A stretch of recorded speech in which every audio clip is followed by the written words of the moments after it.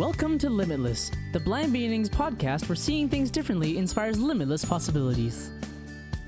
This podcast is being brought to you by Blind Beginnings, an organization based in Vancouver, Canada, that supports children and youth who are blind or partially sighted, along with their families. Limitless was created in order to inform, educate, entertain, and share stories from within the blind and partially sighted community in order to show the world that the opportunities for those who are blind or partially sighted are truly limitless. And now, it is my pleasure to introduce you to your host, the Executive Director and Founder of Blind Beginnings, Shawn Marcellet. Welcome back to Limitless, the Blind Beginnings podcast. I'm your host, Shawn Marcellet. Thank you so much for joining us again this week. We have an exciting conversation today. The first full week of February is White Cane Week. The Canadian Council of the Blind has proclaimed it so, and in Canada, it is White Cane Week. And the point of White Cane Week is to raise awareness about vision loss and people who are blind or partially sighted. But today, we are going to take this quite literally and talk about our white canes. All things, the good, the bad, the ugly, the funny. So I'm really, really excited for this conversation. And I'll start by bringing on our co-hosts, Nika and Jinnie. Welcome back to the podcast, ladies. Hello. Hello. Glad to be here. Excited to talk about this today. Awesome. Yes, me too. So both of you use a white cane. Okay. Jinnie's gone over to the dark side, but Ow. just kidding. Shawn, you were there once too. Okay. I know, that's true. So Jinnie's now a guide dog user, but so Jinnie, before you were a guide dog user, you were a cane user, correct? Yes, I was born blind, so all throughout elementary school, middle school, and high school, and even for the first few years of my university career, I was a white cane user. Great. Okay. And Nika, how about you? Kind of similar for me as well. I was born with my visual impairments, so I started working with an orientation and mobility instructor when I was 5, and I've been using a cane ever since, and now I'm 20, so I guess I've been using a cane for 15 years. Okay, that's a bit jarring. That definitely qualifies you to be part of this conversation. I'm not going to say how many years I've been using a cane, but it's a lot. And I'm so excited to have a guest with us today, one of my oldest friends, who is also an avid cane user, Monty. Welcome to the podcast. Thank you. Nice to be here. Monty, can you tell our listeners a little bit about your cane experience? Sure. Yeah, I can do that. I have used a cane a lot longer than 15 years. So basically, I was born partially sighted. And at age 8, I went totally blind. So round about that age is when I started to use a cane. I was thinking about this earlier, and I think I actually got my first mobility cane probably about 6 months or so before I went blind. And so I had a little bit of sort of both world situation going on for a while. And then predominantly I used it ever since then. And that was in 1983. So do the math. I've used my cane for a long, long time since then. So I feel like I'm pretty happy with my white cane now, but I definitely didn't always feel that way. And I'm curious a little bit about all of you and your thoughts on, how did you feel about your cane? And maybe it's different if you're introduced to it when you're 5 or younger versus myself. I didn't even learn how to use a cane until I was in high school. I only used it at night or in the dark.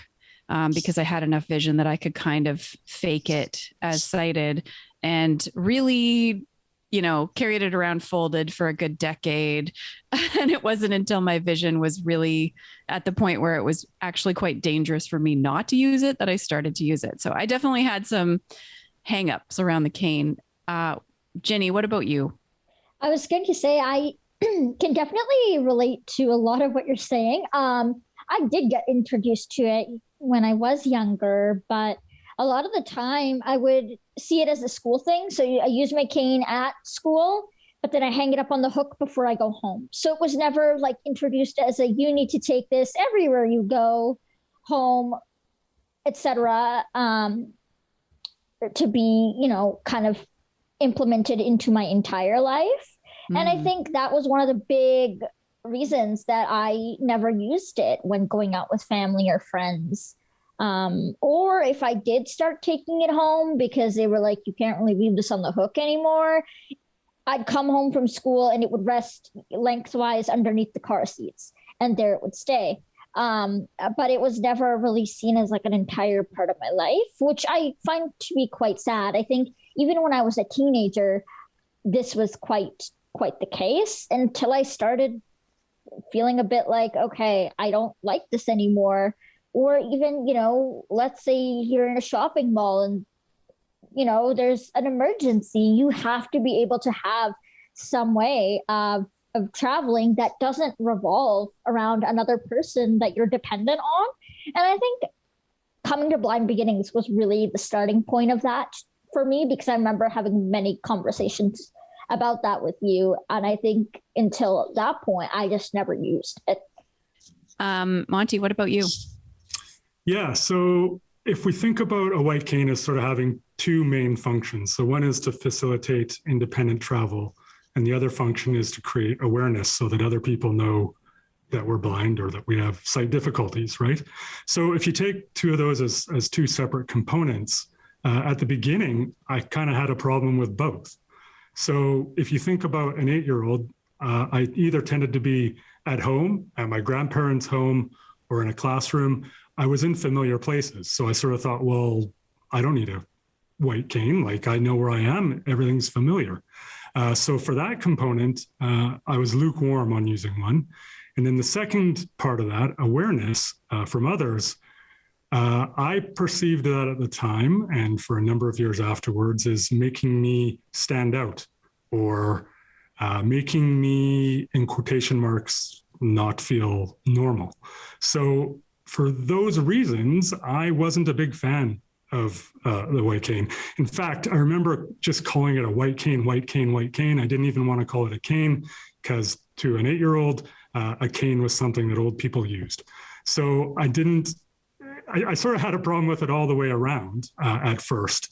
And it probably took a couple of years, and I can kind of go into that later if you'd like, but it took a couple of years to sort of get me on the path to using the cane. So for the first while, I wasn't a big fan at all. But once I got into it, and once I was comfortable with both of those aspects of using a cane, then it was just game on for the rest of my life.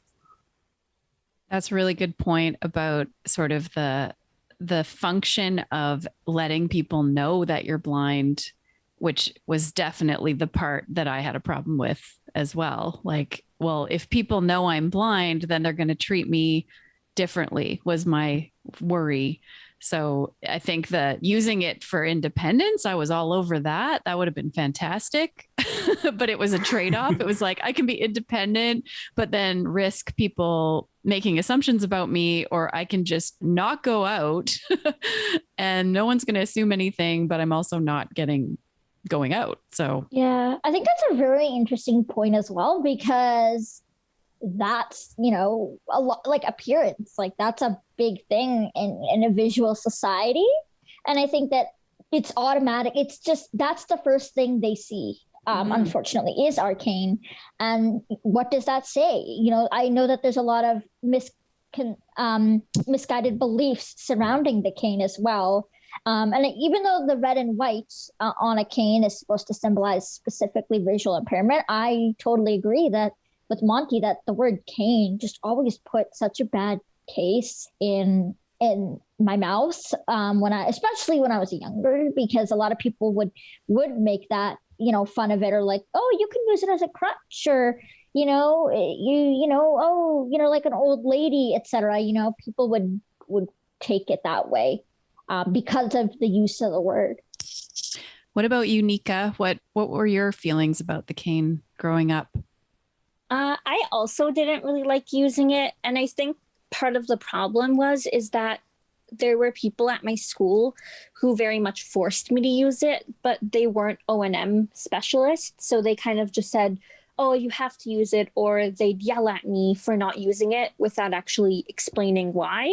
So that almost made me kind of want to use it even less. And I remember I was begging my O&M instructor. I was like, my remaining vision is enough. I don't need one. And then she kind of had enough and was like, okay, we're going to do an experiment. You are going to walk without your cane. And if you can like actually do it and avoid things, then basically you don't have to use it. And it was just to see how much functional vision I had.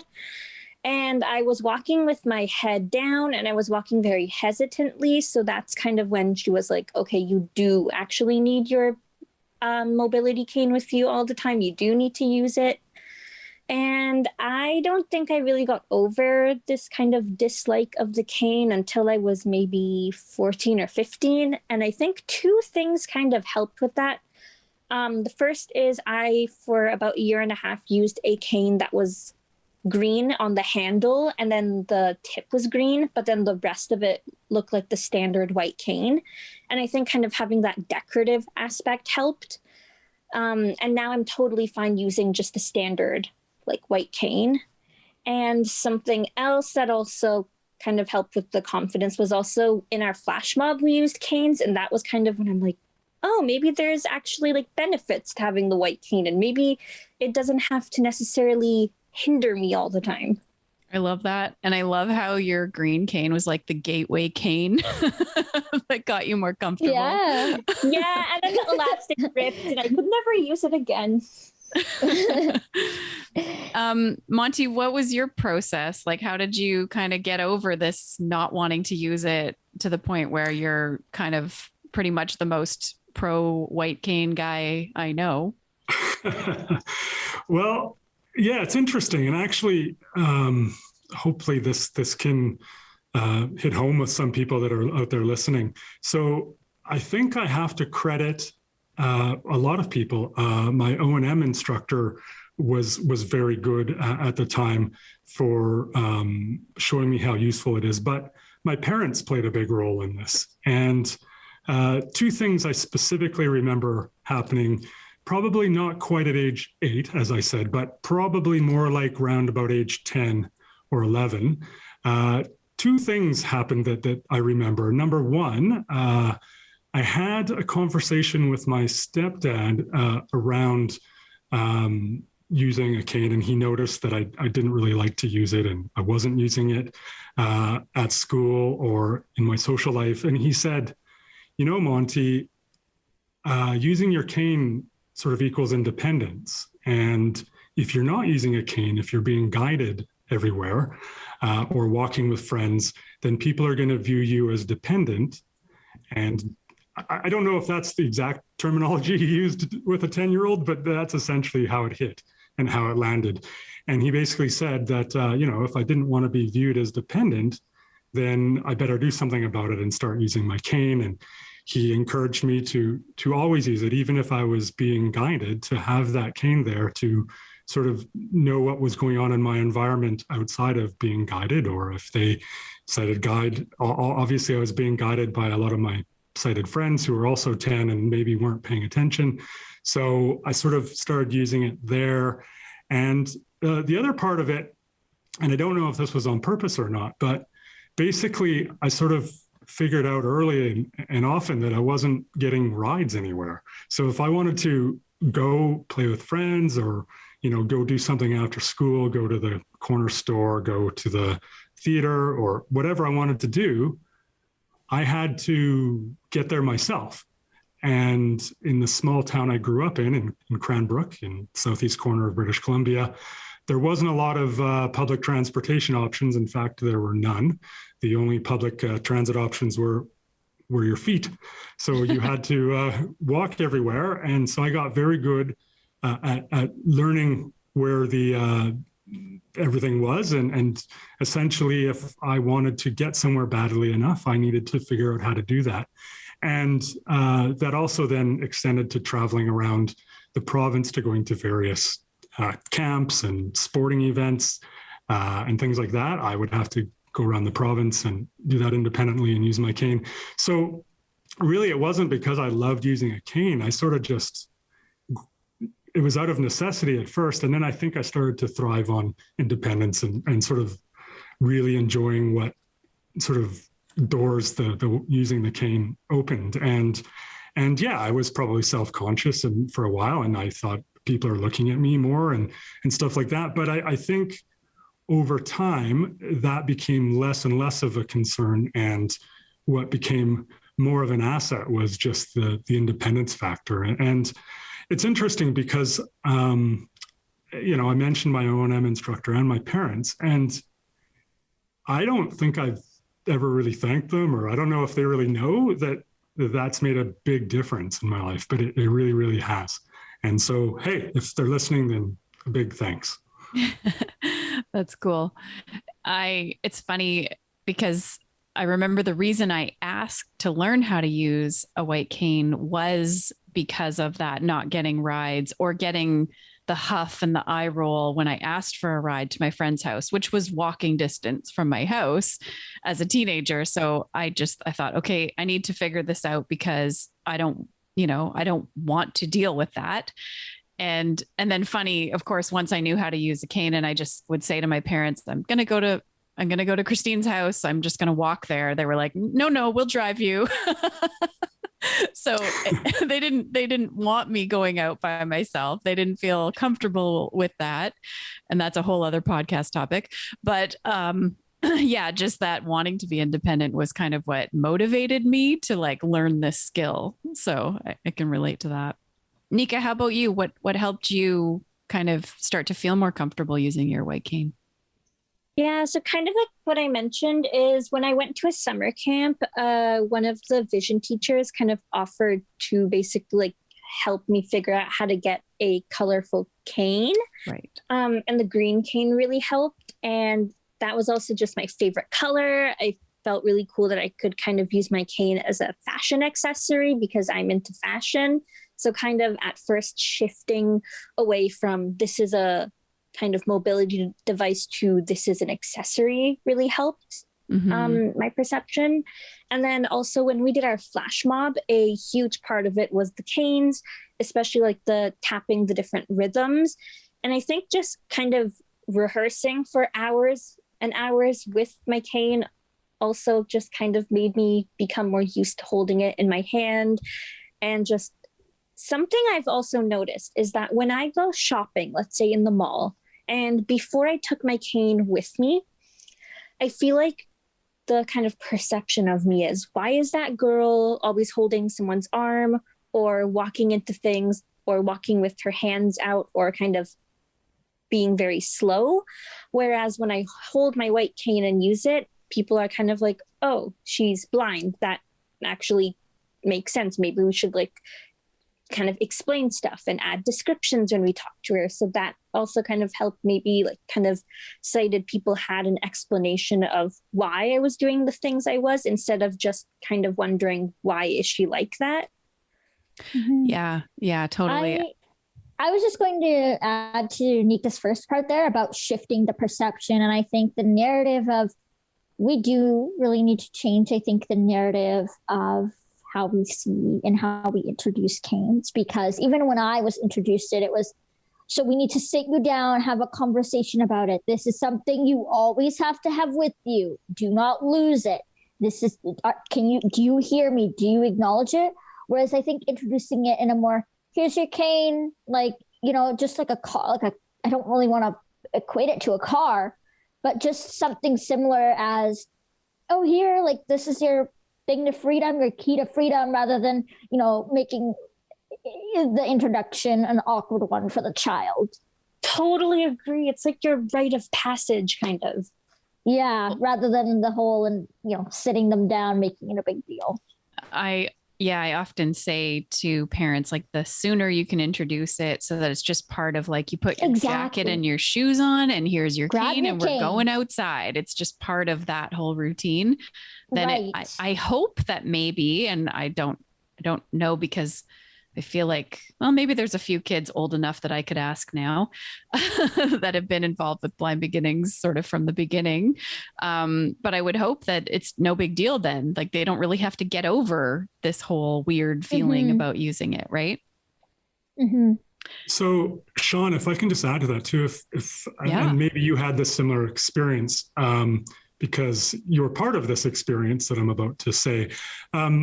As a teenager, I was the only blind kid in the village or in the town. So I didn't have a lot of other people to, I don't mean aspire to, but I didn't really have any examples either, right? And if you remember, because like Shawn said, we've been friends forever. And I remember, you and I would hang out with each other or with other people as teenagers, and we would go around and any kind of apprehension I may have had sort of went away when, 4 or 5 of my friends who I was with was also using a cane, You felt like you were standing out if you weren't using one, not if you were. Oh, that's really interesting because we've had people come to our youth leadership weekends where there's like 12 youth who are visually impaired or blind, and kids who come without a cane have sometimes asked for one during the weekend because it sort of normalizes it, right? It's like you are kind of the odd one out if you're not.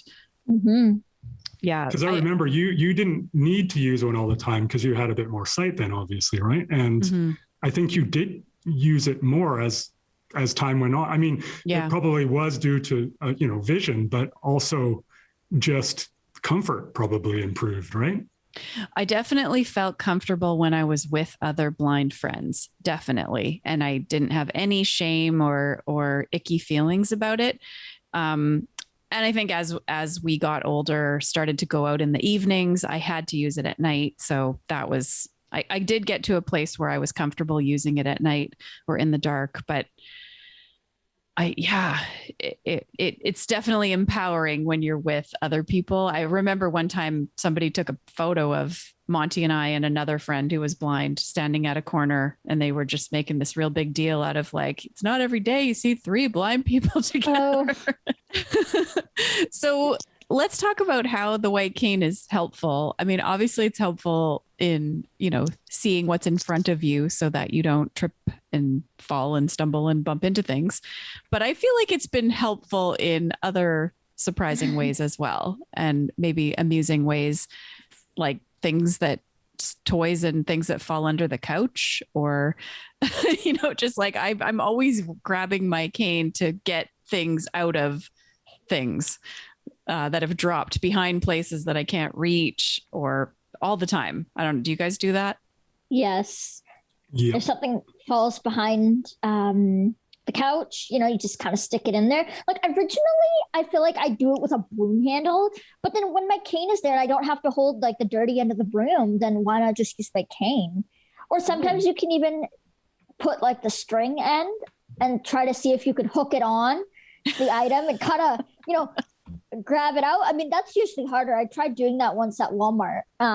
There was a top shelf and, we needed something off the top shelf. So we kind of makeshifted my cane and tried to put the string around it to kind of lift it off. But that was not successful. I was going to say using it for high up items, especially since I'm really short, is pretty... I have this like vague memory in PE class. There was like a ball or a basketball or something stuck in like the hoop, like it wouldn't fall through the basket.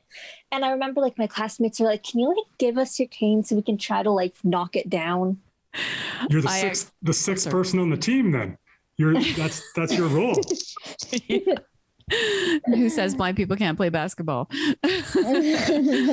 I used it as I don't know what you call it, but something to bash the piñata for my son's birthday like one year.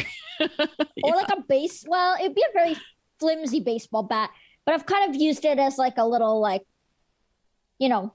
made hockey stick with my brother. Like, you could use it for things like that too. Yeah, or my grandma always said, like, if you're ever in a situation that's dangerous, like, you basically have your own, like, weapon. True. I was in a self-defense program where they were teaching us how to use our white canes as a weapon if we needed to. So that's true. So I use my cane as a measuring device quite a lot because my cane is 60 inches or 5 feet long. And so knowing that helps when I'm trying to measure distances to things. I do a lot of woodworking and stuff, and it comes in handy when I don't have my talking tape measure with me or rulers. I've also used it to clear all the icicles off of gutters. I've used it to locate a smoke detector when I've needed to change the battery in a tall room with a really high ceiling. I've used it as a pool cue before. So I've managed to use it in a lot of different situations. And of course, if you need to sort of get into a tight situation like under a couch, that's quite helpful too. One other interesting one, I remember now, this is not as possible now as it used to be. So just for those of you who don't know, white canes up until, I don't know, probably about 20 years ago, used to almost exclusively be made of aluminum. So they were metal, and now they're normally made of graphite or carbon fiber, which both have their pros and cons. So metal canes were a little bit stronger. And I remember I had a 3-legged chair, and the legs were about the size of my folded up cane.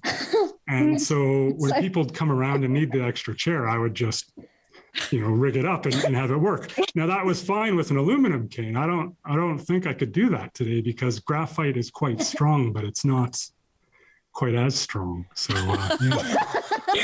That's great.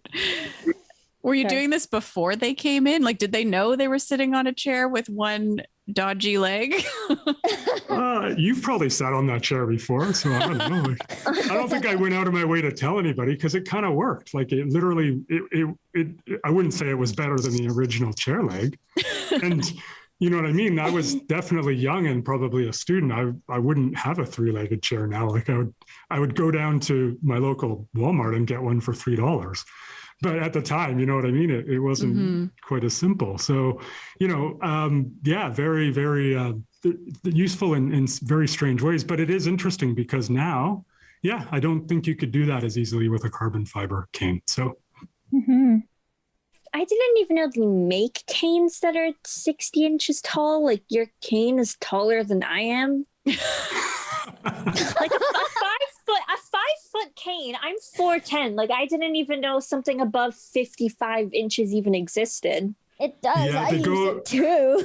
They go to 62 inches, I think, is the longest. And so I will get that. But of course, they do kind of get a little shorter over time as your tip wears out, right? So it's not exact. But no, they are definitely different sizes. And a quick story, if I can here, this has happened more than once, by the way, but if you've ever been to a party with a bunch of blind people, you don't want to be the last person there, because what happens is blind people who, may be doing it by accident, may be doing it on purpose. They may have had a few drinks, who knows? But people tend to not always take the cane that belongs to them. And inevitably, the last cane of the night is usually the shortest cane for some reason. And that's happened more than once. So my thing is get to that cane pile first because you want your cane back. That was like my memory from my very first summer camp was, whose cane is this?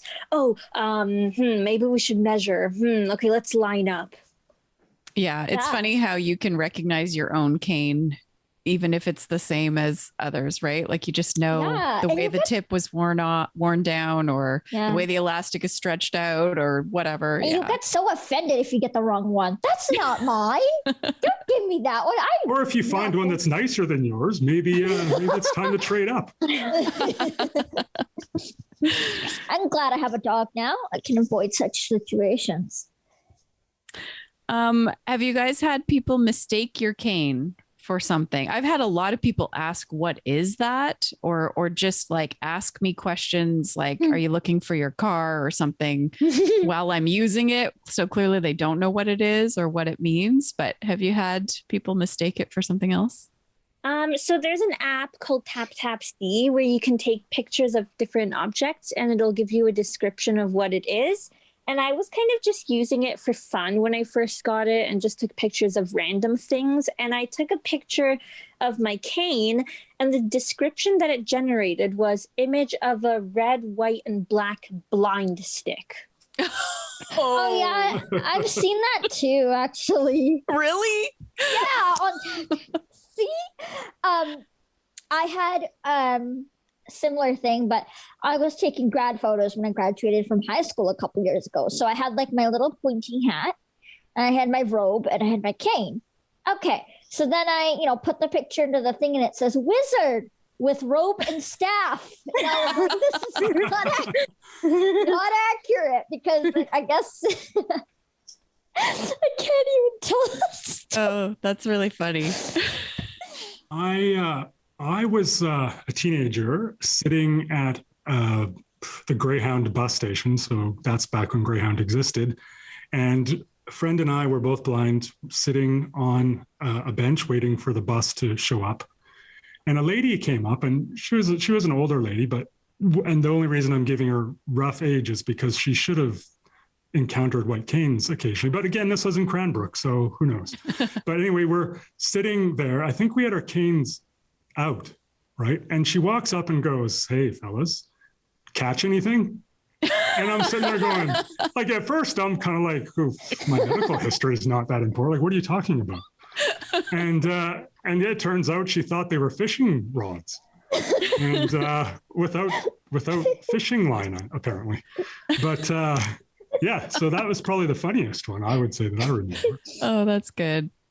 I mean, there's also all the things people call it, right? Your walking stick. I really hate it when people call it my walking stick. I went to the Paralympics, damn it. I don't need a walking stick. Pole and stick. Or sometimes they just, they do that thing where they're like, "Do you want me to get your, do you want it?" And I don't want to use the word. Yes.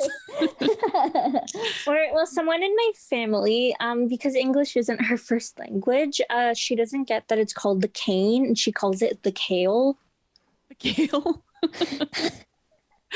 Aw. Oh, that's funny. Well, I think that's probably the same problem with the word blind stick. I mean, it's probably someone from some, that doesn't speak English as a first language that described as that.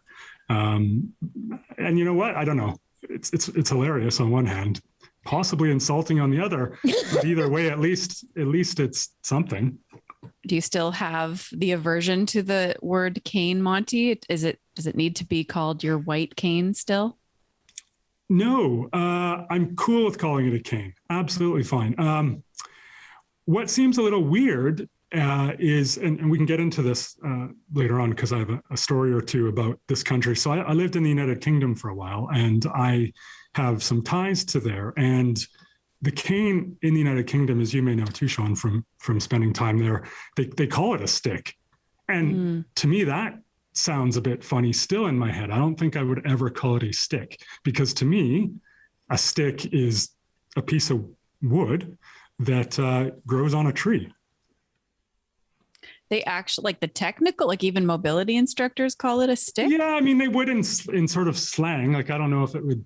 Yeah, I mean, even if you do a Google search or something, like I've did a bit of Googling today in preparation for today's show, and same thing. Yeah, they call it a stick. It's funny, and it sounds weird to me. So I would say I'm cool with calling it a cane. I don't think I would correct somebody for calling it a stick, but you probably wouldn't hear that phrase being used, whether it's called a white stick or a stick. Interesting. It used to be made of wood, by the way, so I think that's probably where that came from. Well, yeah, I bet it was a stick initially, right? It was like they were what? It was either 1931 or 1934 or 44 or sometime around there. That's when they started to become metal. Yeah, I guess you just use whatever you could find initially, and then they perfected it over time. I'm pretty cool with whatever anybody wants to call it, though. I mean, it doesn't change its function, right? So, Okay, let's talk about some funny stories about our canes. I feel like I can start us off with. So one time I went for a run, met up with my friend at the park where we were going to run, and I stashed my cane under a bush while we were running because I didn't want to hang on to it, and I really didn't think I needed to worry about it. And somebody stole it while I was running. I was kind of amazed. Like, what would anybody want with a white cane? We looked everywhere and it was nowhere. And thankfully, my friend also had a visual impairment and used a cane, but had more vision than me. So she let me take her cane so I could get myself home. But yeah, that was Wow. one. Oh, that's hilarious. And so someone now has a collector's item. I guess. Yeah. Or I don't know, like maybe they're panhandling on a corner somewhere. And I don't know. Why would you? Blind Beginnings? Like, oh, the cane of the Shawn Marcellet? No, I don't think anybody knew who I'm not that famous. Definitely Well, not. depending on where they live, in a lot of jurisdictions, especially in the US, it's illegal to use a white cane if you're not blind. So, or with partial sight. I don't know if that law exists in British Columbia or what the rules are across Canada. But yeah, there's a lot of laws in the US that sort of prohibits that. They also get the right of way to cross a street, no matter what color the traffic light is in the US. And we don't wouldn't have that be nice? here? Well, I don't know if you'd want to do it because you got to count on people seeing you and stopping, right? Huh. But then in a situation where you're not, sometimes it's a quieter street and you don't know there's a light. Yeah. Like, Absolutely. so if you're just going on, well, I guess and there's not a lot of traffic. So I could see crossing at a red light unknowingly needing to have the right of way in that situation, right? But Yeah, typically we have the skills and we know how to do something like that. So I don't think that law exists here in British Columbia, though, because I've tried to look it up before. No, I don't find think anything. so. Yeah. Interesting. Cross at your peril. So I'm just going to tell this other story because it's kind of related because it's it's a broken cane story, but it's also funny. So I was in Metrotown Mall, which is a really busy mall in Metro Vancouver. This was many, many years ago. And I walked into somebody. I don't know who walked into who, because it turns out that he was also blind. My cane broke. And then in the kerfuffle of the I'm sorry's and excuse me's, I realized I knew him. And we worked in the same building at the time and he was with somebody. So I guess I probably walked into him because he had somebody guiding him. So my cane was broken. I had to get back to buy another cane. So he gave me his cane in order to get myself back to the office so I could buy a cane so I could get home. Great. It was really bizarre, like of all the people to walk into. So it's worked out for me when I've been down a cane. There always seems to be somebody there with one that I can borrow. I have a broken cane story. Let's hear it. So I was, I think, in grade 6 or 7, and someone who was in a younger grade was kind of trying to steal my cane. And I was not having any of it. And I was like pulling hard on the handle end. They were pulling hard on like the tip end. And then basically the elastic got stretched out to the point where if I tried to how do I explain this? If I tried to have my cane on the ground and move it back and forth, like on an angle, like it would basically just like fold. Like it Be just floppy. It was floppy. Yeah. And then my mom laughed at me for like saying, and it took like 2 weeks until they could get someone to fix my cane. And at this point, it was becoming more dangerous to use my cane because I would either like lose control of it or like constantly drop it or stuff like that. And I kind of stopped using it. And I wasn't stopping using it because I was ashamed. It was literally just not worth it to use. And then people at my school like yelled at me to use it. And I'm like, I'm sorry, it won't work. And they're like, you can figure it out. You're smart. So for 2 weeks, I kind of used a broken floppy cane. And as soon as I got my new cane, I'm like, yes, thank you. I am never letting you out of my sights ever again. I'm lucky that my cane has never broken. Oh, wow. So I'm lucky in that sense. But I have had other things happen because that's just how life works. When I was younger, I used to go to this hospital for checkups, doctor's visits. So we were walking onto the elevator and I had my cane upright, because I didn't want to stick it into the elevator straight in case someone was in there. Plus, I was also being guided. It was, that time of life. And because I had it straight up and down, it was just kind of grazing the ground. And next thing you knew, it was stuck in the elevator shaft. So the tip, but the doors were closing. And I wouldn't let go. And they were like, you let go, let go of it. So I let go of it and it fell. And the hospital actually had to call a repairman on short notice so that they could get out my cane. And then every time someone went past the checkout desk, they were like, okay, have a great day. Did you lose a cane? No. Have a great day. Did you lose a cane? No. And then finally they handed it to us and they're like, there we go. We found you. So. Oh, that reminds me of the time we went to Playland with Blind Beginnings, and I folded up my cane and put it under me while I was on a ride. Like on the floor of the ride, except at the end of the ride, my cane was gone because I guess the floor is not like it moves, in line right? with the seats. It was like a spinny ride. There was a gap. I guess so. And so my cane was gone. So we had to go to customer service or lost and found or whatever to try to get a cane. And they gave me one, but it wasn't mine. So it's like, this has happened to other people too. Like, no, that's not mine. And eventually I did get mine, but I just thought that was so funny that like how many blind people have lost canes at Playland. Oh, that's great. Come on, Monty, hit us with So I've got a couple, but I'll start with the one that I thought was pretty interesting. So like I said, I spent most of my life here in Canada, but I moved to the United Kingdom for 12 years. And when I first moved there, it was to Scotland and to Glasgow. There was a number of things that were different than Canada. Like, Canada's a Commonwealth country and we share a lot of the same cultures and language and such, but it's not identical. There are differences, right? So there was a lot of those, right? And when I first went there, there was no O&M or anything. I had to teach myself how to get around the city. So, I was doing that and I was being independent and I had a job. So I had to go to work. I had to go get groceries. I had to do whatever people had to do. Right. And I think I noticed, I don't think I did notice. I noticed that people in public, when they were providing help, like, if you're crossing a street and they ask you if you need any help, or in a shop, I guess I sort of subtly noticed that people wouldn't necessarily say they were yelling at the top of their lungs, but they were definitely raising their voice and asking me in a loud tone, like,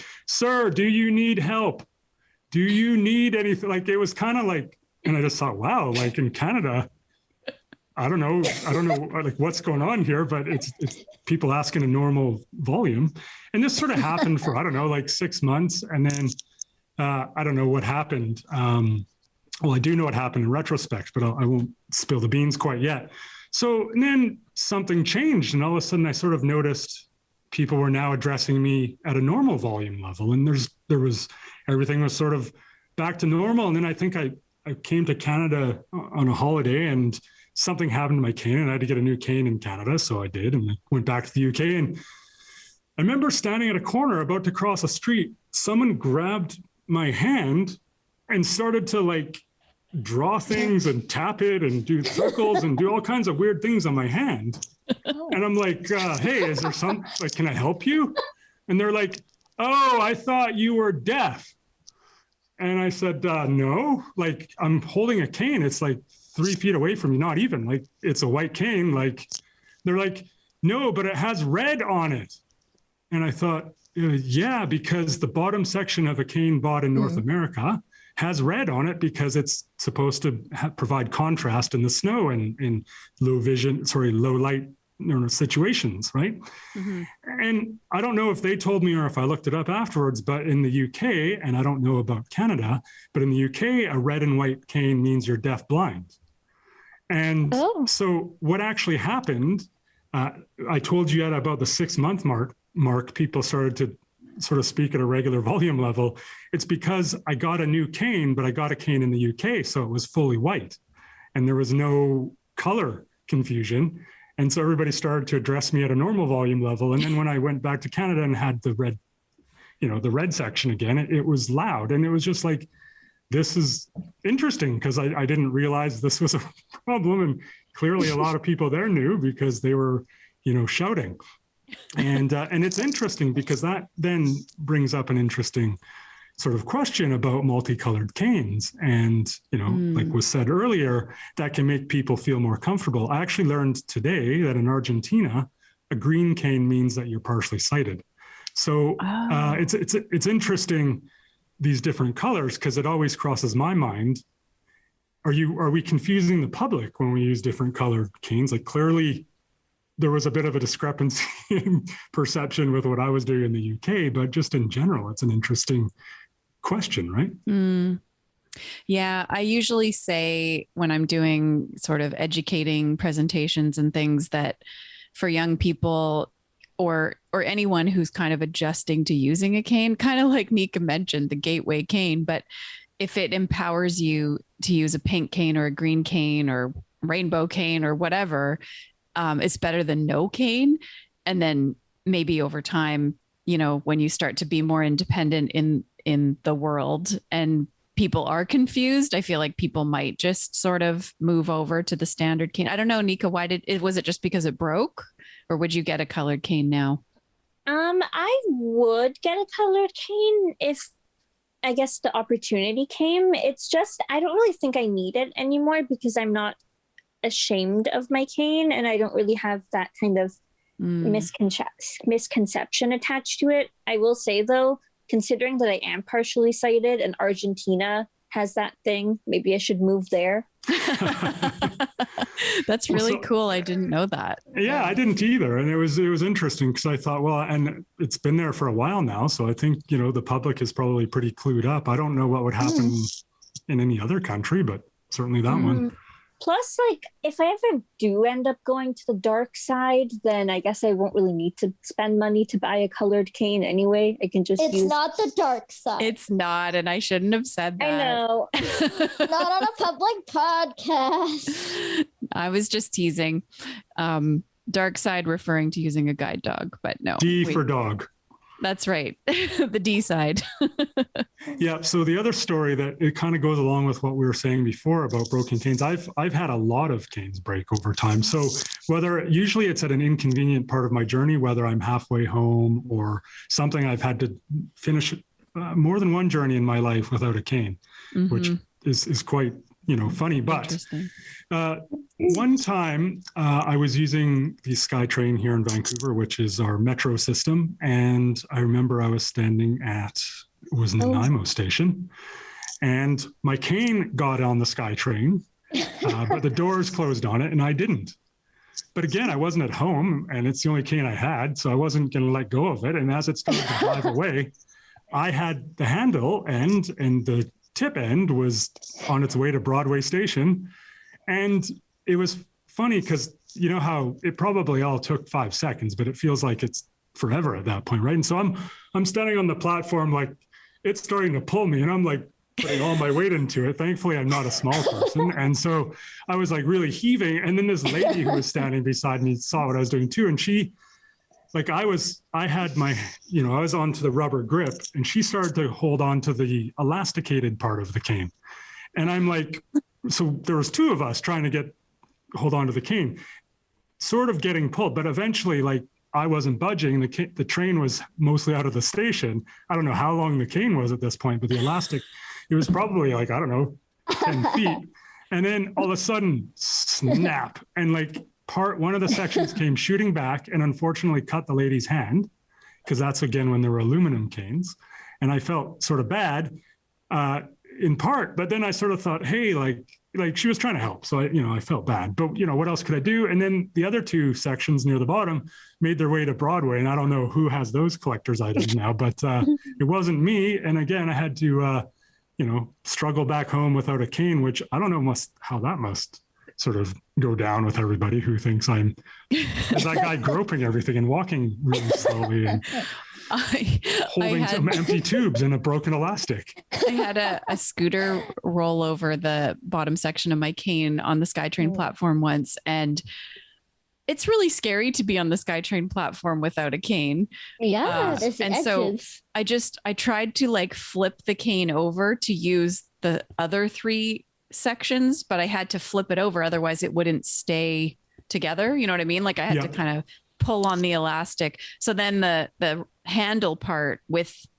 the elastic part is what I'm using on the ground, which of course does not slide or it, it's just constantly getting stuck, but at least I had something to get off the platform and find my bus. And you're hunched over because you couldn't reach the ground. Yes. And you know what? And let's not forget, SkyTrain platforms didn't always have tactile edging on them either, right? Yeah. Oh, they didn't? Yeah. No. No. They do now. Yeah. They do now. Yeah. Yeah, I've had quite a few broken canes too, or the tip has broken off, which has caused the elastic to come up inside and then it's basically useless. Cars rolling over the end, so many. So interesting that you say it's useless because I don't think at least in recent memory, I've never thrown away a broken cane. So I have a box full of cane parts and about every, 3rd or 4th cane, I just build a new one out of the broken pieces from older ones. So to me, it may be useless at the time, but it's never useless afterwards. That's like the true recycling right there. Do any of you remember the dreaded pencil tip? I still use, I use a ceramic People use tip. it still. So it's not quite the pencil tip because it slides a little nicer and it's a little bit thicker, but that's different. Like I meant the one that's like the plastic, really, really thin, like won't move. For touch typing, or no. For the Hoover two-point touch technique. Thank you. So I'm touching my pencil tip right now. It's the only tip I use. Okay, because But that's because I don't slide my cane. Yeah. Oh, okay. See, I always did. And then once my pencil tip, because it's thinner, it went into a drain hole. And it kind of catapulted me over it. And I'm so now You got a gold medal. Yeah, so now ever since then, I kind of just had very strong opinions on the pencil tip because of my own ugh. And I remember too, the reason I was going, leaving school with my mom because I had to get a flu shot. And then it's I had the pain of being catapulted. Then I had to get a needle. sounds like a rough day. Yeah, it's interesting. I mean, I don't know. The pencil tip has always served me very well. I've had the larger, well, no, that's not to say. So where I used to live, there was a lot of snow. And so I would use the marshmallow tip in the snow because it was much better in the snow than the pencil tip. Definitely. Yeah, I use different canes for different things. I like the roller marshmallow tip for when I'm hiking or being when I'm going somewhere where I know I'm being guided. And then I have the ceramic tip when I'm on my own. But do you guys have canes for different functions? Do you have your walking around cane that you use every day and then your dress cane for nice formal situations? My dress up cane is a blue cane. And I always bring it to fancier things, but it's now because I have my DOG, the blue cane has kind of just become my everyday cane because I don't use it as often. Yeah, I always sort of buy a new cane before I quite need one and think, well, this will be my dress up for good cane. But then it never ends up lasting because then I need it. So my cane's pretty beaten up. I got a cane that folds into 6 sections. And I thought, well, that'll be really handy for when I'm going out because I can actually put it in my purse, except that it's way more to fold up. So, when you quickly they're thicker, right? Yeah, that too. But it just takes longer to fold. And then there's more sections that kind of can jam. And I don't know, it's just not as practical. So don't they make I'm not sure if I remember someone was talking about their cane. And at first I thought it was an ID cane, but apparently it was a mobility cane that was just really, really, really thin and light. And it was telescopic. Yeah, that's the one I was going to talk about too. Cause I know a couple people who've had that. I've tried to use that one too, Nika, but I find, I guess this is a funny cane story. You'll be walking. And if you hit a curb, it'll kind of boing and telescope on itself while you're walking. So I don't know, because it's meant to kind of like just fold into itself into like a little circle. Sort Yeah, of. that's what I'm wondering. Maybe that would be good for like kind of formal like functions, like where you're just like walking, like not walking a lot. Yeah. Interesting. My dress cane is a telescoping cane because I wouldn't use it on a daily basis because I find them to be too fragile. Mhm. And they do telescope, like you were saying. They do. They That's the boing back. worst. Yeah. I was using one recently because I've got some kind of tennis elbow going on and I was trying to use a lighter cane, but it was so frustrating because I don't know, it felt like every 5 minutes or so I'd have to stop and stretch it out again and pull it hard and then carry on. And then the end would come in on itself again. And yeah, it's driving me crazy. They don't have the best tips either, those ones. Mm-hmm. I mean, we could all agree that the cane has gotten us places that we may not normally have managed to get to, like the front of lines and things like that, right? Yes. Yep. Yeah. I've been numerous times I've been upgraded to first class, whether it's been on an airplane or a train, and I don't think that would have necessarily happened if I didn't have a white cane. I've managed to avoid long lineups at concerts. I've gotten to go sit in the front row of a Canucks game so that I could, quote, see better. And things like that. I managed to get a free 3-hour bus ride out of a concert that was deep in the Fraser Valley, and I managed to get back to Vancouver at 2 a.m. without having a ticket. And just because I had a white cane, they let me on for free.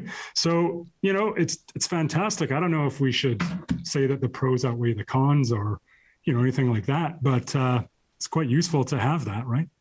Agreed. Mhm. But Sure. at the same time, actually, no, I agree. Well, It's not like we're out in the world hoping for freebies Yeah, or anything, yeah. but when it happens, it's a nice perk. absolutely. I feel If like. you want me to sit at the front of the plane, I'll sit at the front of the plane. That's fine. Yeah, they just needed to keep an eye on you or something, maybe. I Maybe. don't know. With free drinks. Yeah. Awesome. Well, thank you guys so much for joining me for this conversation. It's been fun to reminisce about the crazy things that have happened with our canes, and I really appreciate you being here. Yeah, I love being on this episode, and I don't think I've laughed so much on a podcast ever. Yeah. Yeah, thanks for No, it was great. Happy White Cane Week to you all. Happy White Cane Week. Happy White Cane Week. Happy White Cane Week. You've been listening to Limitless, the Blind Beginnings podcast. If you have a question, a comment, a future topic request, please send us an email to limitless@blindbeginnings.ca. Please leave us a rating, like, subscribe, and join us next time.